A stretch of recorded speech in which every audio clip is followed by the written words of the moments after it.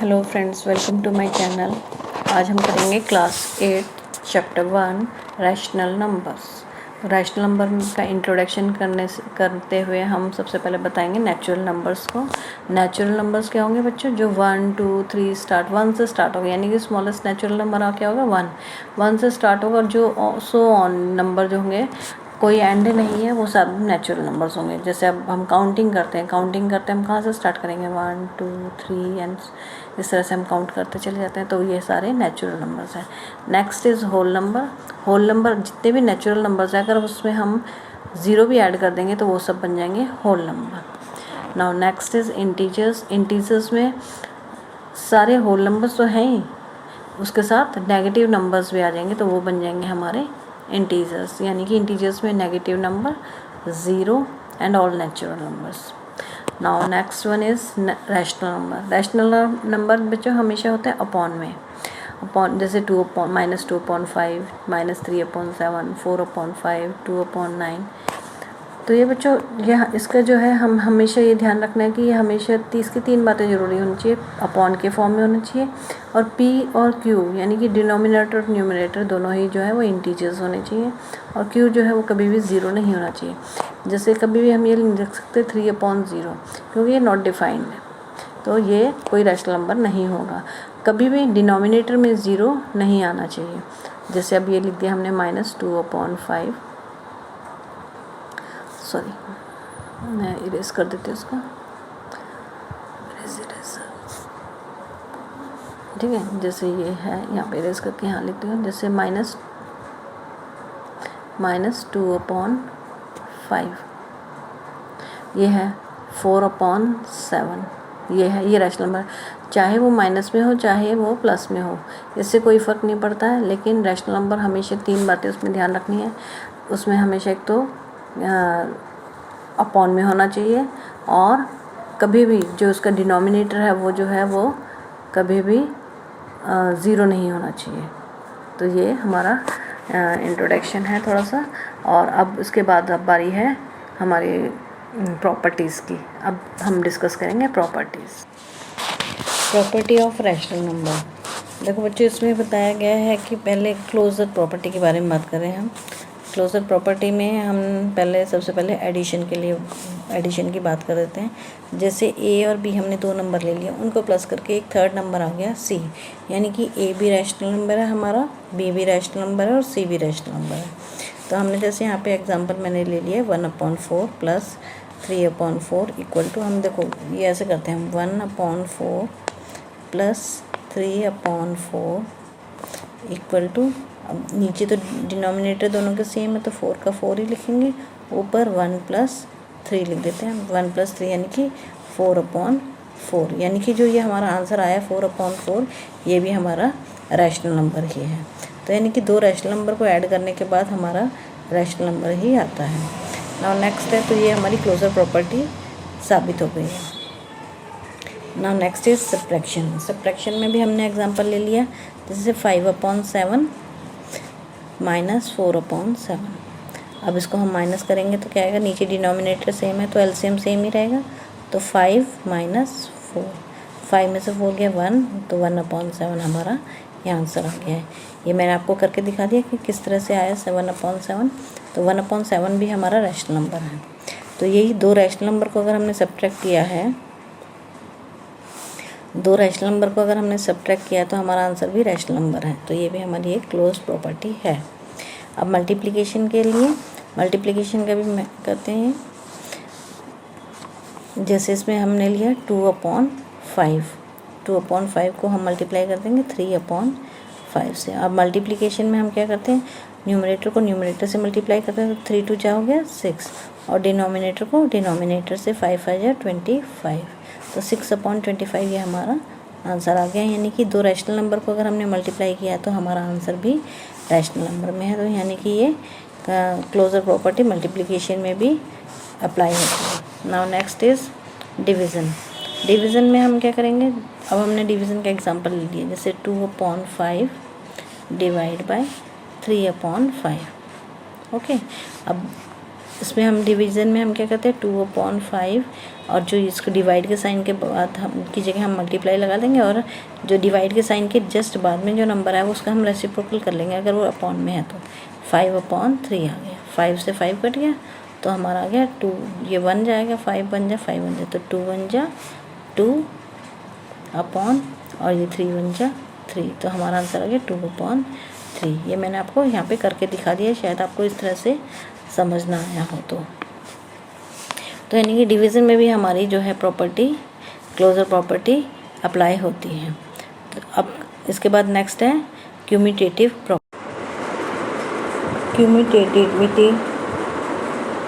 Property इसमें बच्चों सबसे पहले हम एडिशन के बारे में बात करेंगे। क्यूमिटेटिविटी में क्या होता है a प्लस बी और उसका हम ऑर्डर चेंज कर देंगे b प्लस a, तो वो दोनों इक्वल ही होंगे होकर उनको सॉल्व करेंगे। जैसे अब इसमें 1/2 मैंने यहाँ पे 1/2 प्लस 3/2 इसको हमने ऐड कर दिया तो एलसीएम तो दोनों का 2 ही आएगा और 3 + 1 कितना हो गया 4, तो ये हमारा आंसर आ गया 4/2, ये 4 है यहाँ पे। ऐसे ही अब इसमें नेक्स्ट अगर इसका हम ऑर्डर चेंज कर देते हैं, इससे पहले मैं इरेज कर देती हूँ।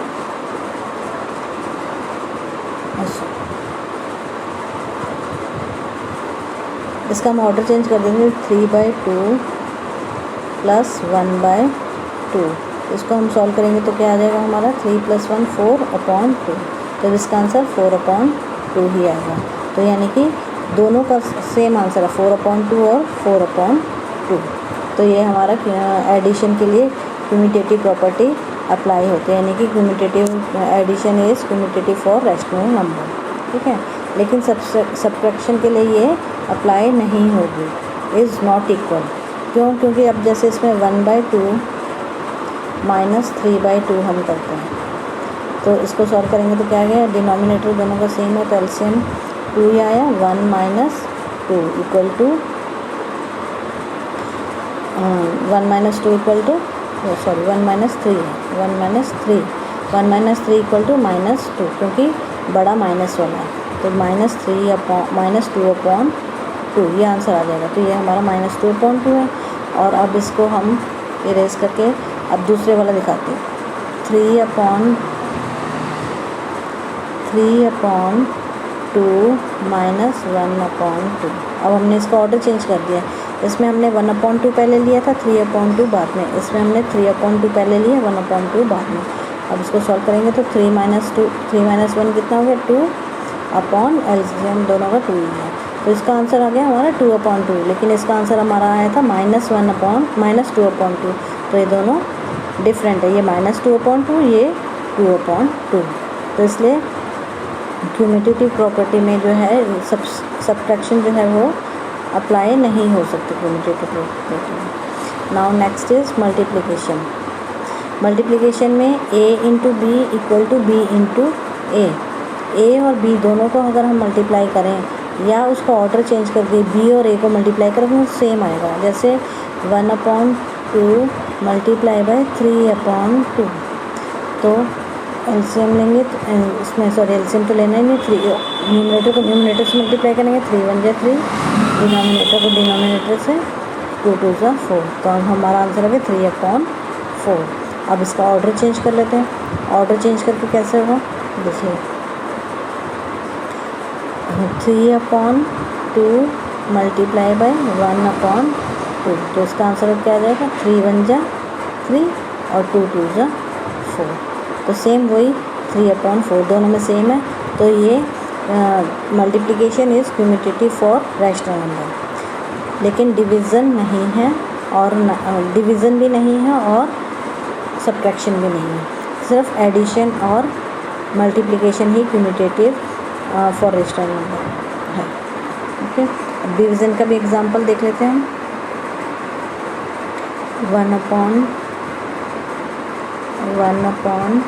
1/2 डिवाइड बाय 3/2, तो 1/2 डिवाइड की जगह हम मल्टीप्लाई लगाएंगे, रेसिप्रोकल कर देंगे 2/3, 2 से 2 कट गया, हमारा आंसर आ जाएगा।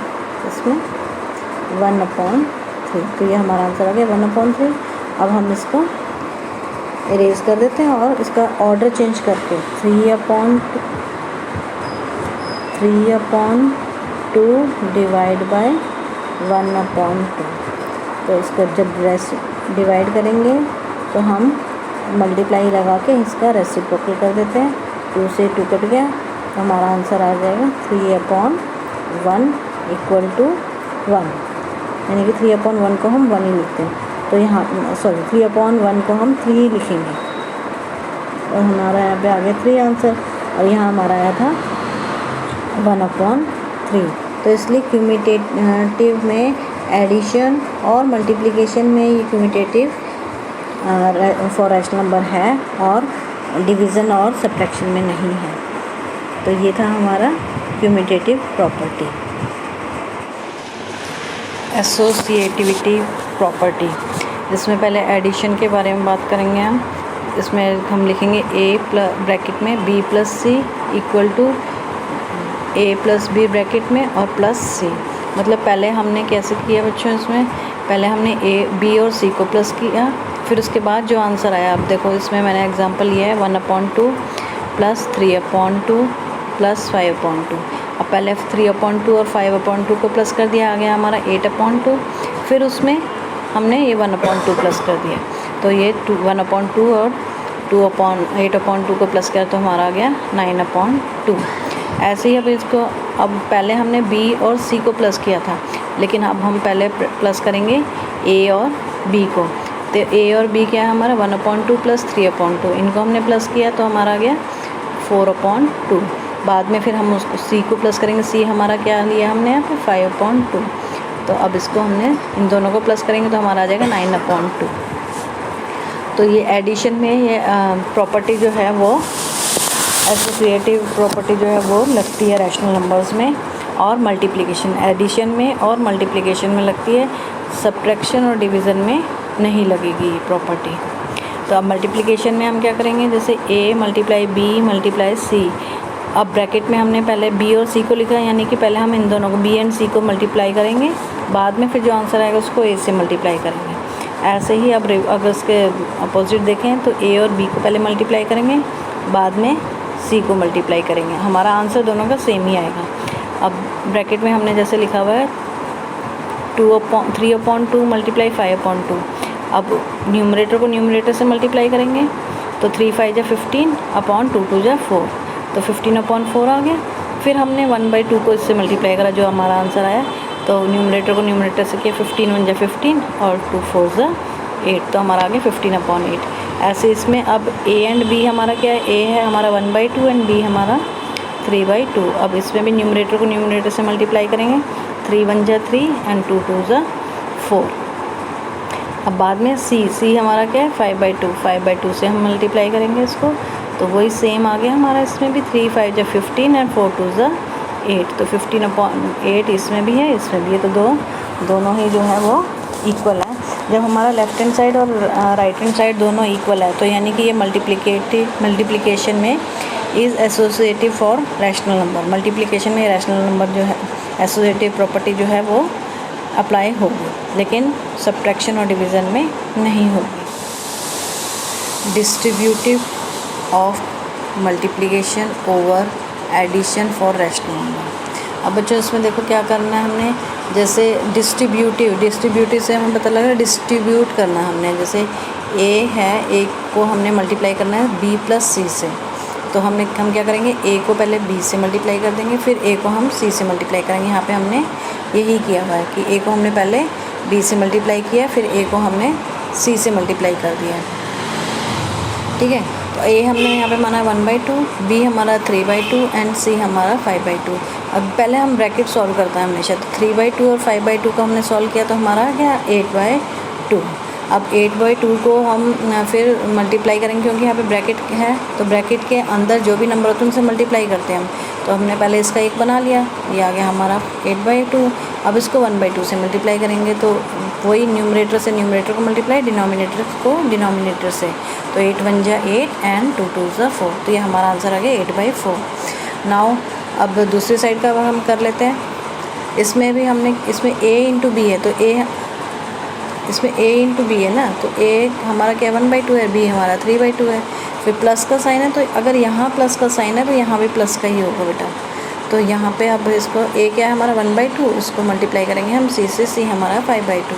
तो इन दोनों को अगर हमने सॉल्व किया मल्टीप्लाई में, न्यूमरेटर से न्यूमरेटर को मल्टीप्लाई किया तो हमारा गया 3 और 2 2 ज़ा 4, और इन दोनों को अगर 5 1 ज़ा 5 और 2 2 ज़ा 4, तो ये हमारा आ गया 5/4 एंड 3/4 एंड 5/4। अब इनको हम एलसीएम लेंगे तो एलसीएम डिनोमिनेटर सेम है, तो एलसीएम हमारा 4 आ गया, और ऊपर वाले दोनों 3 और 5 को प्लस कर देंगे तो आ गया हमारा 8/5। चाहे हम इस तरीके से करें चाहे हम इस तरीके से करें, हमारा आंसर दोनों में ही सेम आएगा, दोनों में हमारा आंसर सेम आएगा। ठीक है, नाउ नेक्स्ट है अब distributive of multiplication over subtraction for rational numbers. अब इसमें हमने किया था एडिशन, इसमें हम करेंगे सब्ट्रैक्शन। तो सब्ट्रैक्शन के लिए हम जो है, जो हमने उसमें हम उधर यहाँ पे हमने ऊपर में हमने लिया था एडिशन में प्लस का साइन, इसमें हम सब्ट्रैक्शन का साइन लगा देंगे, बाकी सब सेम है। देखो इसको भी a को पहले b से मल्टीप्लाई करा, फिर a को हमने c से मल्टीप्लाई करा, यहाँ पे a इंटू बी और a into C. Same digits लिए हैं, फ्रैक्शंस रैशनल नंबर्स लिए 1/2 a 3/2 माइनस 5/2। पहला भी इन दोनों को सॉल्व किया तो 5 में से 3 गया, तो अब 5 बड़ा है तो हमारा आ गया -2/2, और ये 1/2 को हम फिर इससे मल्टीप्लाई कर देंगे तो हमारा आ जाएगा 2 1 ज़ा 2 एंड 2/4 -2/4 हमारा आंसर आ गया। अब इस साइड राइट हैंड साइड को हम कर लेते हैं सॉल्व। 1/2 को 3/2 से मल्टीप्लाई करेंगे तो अब हमारा आ गया 3/4, और 1/2 को 5/2 से मल्टीप्लाई करेंगे हमारा आ गया 5/4। अब इनको सब्ट्रैक्ट करेंगे तो हमारा आ जाएगा -2/4, यानी कि left hand side and right hand side इसमें भी इक्वल है, इसमें भी इक्वल है। तो यानी कि ये property distributive multiplication over addition and subtraction for rational number ये अप्लाई हमारी होती है। रोल ऑफ ज़ीरो, बच्चों a में ज़ीरो हम प्लस करें या ज़ीरो में a प्लस करें हमारा आंसर a ही आएगा। ऐसे ही 5 में अगर हम ज़ीरो प्लस करें या ज़ीरो में 5 प्लस करेंगे तो हमारा आंसर 5 ही आएगा। मतलब किसी भी रैशनल नंबर में अगर या होल नंबर मान लो या नेचुरल नंबर मान लो, किसी में भी अगर हम ज़ीरो प्लस करते हैं तो हमारा वही सेम रैशनल नंबर आता है। यानी कि क्या हो गया, zero is the additive identity of rational number. ठीक है, तो ये ज़ीरो का रोल है। और नेक्स्ट है हमारा रोल ऑफ 1। अब 1 का रोल क्या है, अब किसी भी नंबर में अगर हम 1 नंबर को हम 1 से मल्टीप्लाई करें या 1 को किसी नंबर से मल्टीप्लाई करें तो हमारा वही नंबर आएगा। जैसे हमने a को 1 से किया या 1 को a से करेंगे तो a आएगा, 2 को 1 से करेंगे या 1 को 2 से करेंगे तो हमारा आंसर 2 आएगा। तो यानी कि रैशनल नंबर 1 में मल्टीप्लिकेटिव आइडेंटिटी जो है वो फॉर रैशनल नंबर, मतलब ये 1 जो है 1 is the multiplicative identity for rational number. Okay, और 0 जो है वो एडिटिव आइडेंटिटी है रैशनल नंबर की, और 1 जो है मल्टीप्लिकेटिव, क्योंकि इसमें 1 में 1 को मल्टीप्लाई करेंगे किसी भी नंबर से तो हमारा सेम नंबर आएगा, और इसमें हम किसी भी नंबर में 0 को ऐड करेंगे तो हमारा सेम नंबर आएगा। तो इसलिए ये ध्यान रखना है, 0 is the additive identity and 1 is the multiplicative identity. बच्चों मल्टीप्लिकेटिव आइडेंटिटी और मल्टीप्लिकेटिव इन्वर्स में आप ध्यान रखना है। मल्टीप्लिकेटिव इन्वर्स क्या होता है, जैसे 7/4 है तो इसका मल्टीप्लिकेटिव इन्वर्स हो गया 4/7। तो आप इस बात का ज़रूर ध्यान रखना है, मल्टीप्लिकेटिव आइडेंटिटी 1 है और मल्टीप्लिकेटिव इन्वर्स जो है अगर उनको आपस में मल्टीप्लाई कर देंगे तो उनका आंसर 1 आता है। तो ये बात ज़रूर ध्यान रखना है। मल्टीप्लिकेटिव इन्वर्स मल्टीप्लिकेटिव इन्वर्स में बच्चों क्या होता है, जैसे a/b को हम इसका रेसिप्रोकल कर देंगे, a/b का रेसिप्रोकल क्या हो जाएगा, b/a। तो a/b मल्टीप्लाई बाय b/a। तो इसका हमने अगर रेसिप्रोकल कर दिया है तो a से b कट गया, a से a कट गया, तो हमारा क्या आंसर आ गया 1। तो यानी कि किसी भी नंबर का अगर हम रेसिप्रोकल करते हैं, जैसे अब मैंने ये एग्जांपल ले लिया 5.7 है, इसका रेसिप्रोकल कर दिया हमारा 7/5 आ गया। तो अगर इस ऐसे यहाँ पे करके दिखाते हैं 5/7 मल्टीप्लाई बाई इसका रेसिप्रोकल हो गया 7/5, 5 से 5 कट गया और 7 से 7 कट गया, तो हमारा आंसर आ जाएगा 1। तो किसी भी नंबर का मल्टीप्लिकेटिव इनवर्स क्या होगा, उसका रेसिप्रोकल करेंगे और उसको आपस में मल्टीप्लाई कर देंगे, तो हमारा आंसर हमेशा 1 आएगा। अब बच्चों, the rational number between two rational numbers, दो रैशनल नंबर के बीच में बहुत सारे अगर हमें रैशनल नंबर्स निकालने हैं, जैसे अब हमने एक एग्जांपल ले लिया है, right 5 rational numbers between half and 3/2, यानी कि 1/2 और 3/2 के बीच में कितना रैशनल नंबर होंगे, एक ही होगा, 2/2 जो हमें दिखाई दे रहा है। लेकिन हम इसका एक और तरीका हम कर सकते हैं, इसमें क्या कर सकते हैं, जैसे 1/2 है, 1/2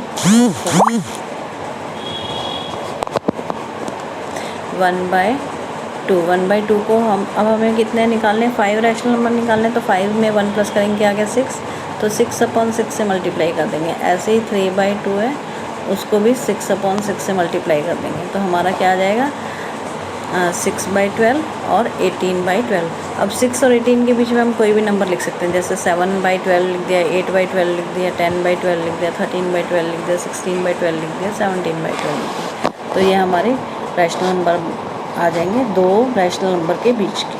एक्सरसाइज 1.1 क्वेश्चन नंबर 1, इसमें हमें प्रॉपर्टी के नेम बताने हैं अंडर मल्टीप्लिकेशन जो यूज़ होते हैं। जैसे इसमें फर्स्ट क्वेश्चन है -4/5 multiply by 1 equal to 1 multiply -4/5 equal to -4/5।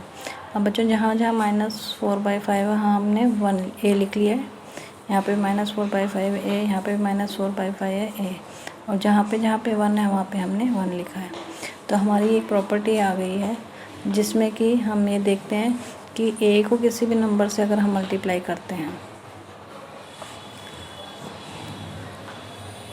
a को अगर हम किसी 1 से मल्टीप्लाई करते हैं या 1 को a से करते हैं, तो हमारा आंसर a ही आएगा। तो ये कौन सी प्रॉपर्टी होती है, मल्टीप्लिकेटिव आइडेंटिटी। तो ऐसे कोई भी अगर हमें नंबर दिया हो तो उसके लिए हम जैसे हम यहाँ पे जो नंबर थे उसकी जगह हमने a लिख लिया, हमें साफ पता लग गया कि ये मल्टीप्लिकेटिव आइडेंटिटी है। नाउ नेक्स्ट में माइनस सेकेंड पार्ट 13/17 इंटू -2/7, फिर आगे है इक्वल टू -2/7 मल्टीप्लाई बाई -13/17। अब इसमें -13/17 है, उसकी जगह हमने a लिखा, यहाँ पे -13/17 है तो यहाँ पे भी हमने a लिख लिया। यहाँ पे हमारा -2/7 है तो उसकी जगह हमने b लिखा, यहाँ पे 2/7 था तो इसकी जगह हमने b लिख लिया।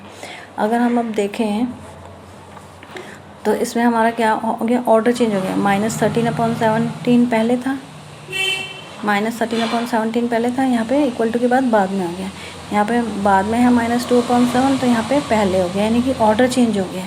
तो यानी कि अगर हमने a और b ऐसे लिख दिया इनकी जगह तो हमें इजीली क्लियरली नज़र आ जाता है a into B equal to b into a, तो एक क्यूमुटेटिव प्रॉपर्टी हो जाती है।